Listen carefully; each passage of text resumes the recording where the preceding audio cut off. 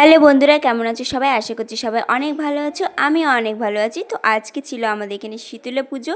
বিয়ের পরে প্রথমবার শীতলা পুজো করলাম। অনেক নতুন নতুন নিয়ম দেখলাম, তো ভাবলাম কেননা তোমাদের সাথেও শেয়ার করা যাক। আমি আর দিদিভাই চলে গেছিলাম মন্দিরে। দেখো থালাতে কত সুন্দর ফুলের মালা। একবার মায়ের মুখটা দেখো কি মিষ্টি লাগছে। মাকে আস্তে আস্তে সব মালাগুলো পরিয়ে দিচ্ছে। কি সুন্দর লাগছে দেখতে। এই দেখো পদ্ম ফুলগুলো কত বড় বড়।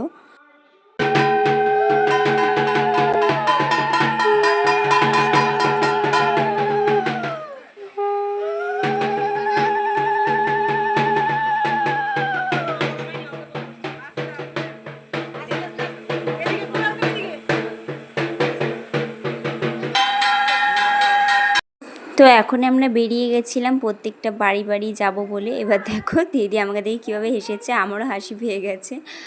তো এখন আমরা যাচ্ছি প্রত্যেকটা বাড়িতে, কারণ এটাই নিয়ম। প্রত্যেকটা বাড়িতে গিয়ে কুলো রেখে তারপরে সেখানকার বাড়ির লোক এখানে পুজো দেবে। তো এরম করে আমরা অনেক কটায় বাড়ি ঘুরেছি, পুরো পাড়াতে ঘুরেছি, প্রত্যেকটা বাড়িতে গিয়েছি।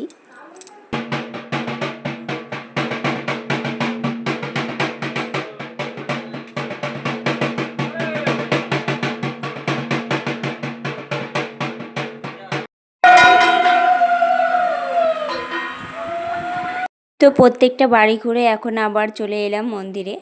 এবার এখান থেকে আবার আমরা এখান থেকে বেরিয়ে যাব পুকুরে। হঠাৎ চোখ পড়লো এই ঢাকির দিকে। এই ঢাকিকে তোমরা কে কে চেনো কমেন্টে বলো।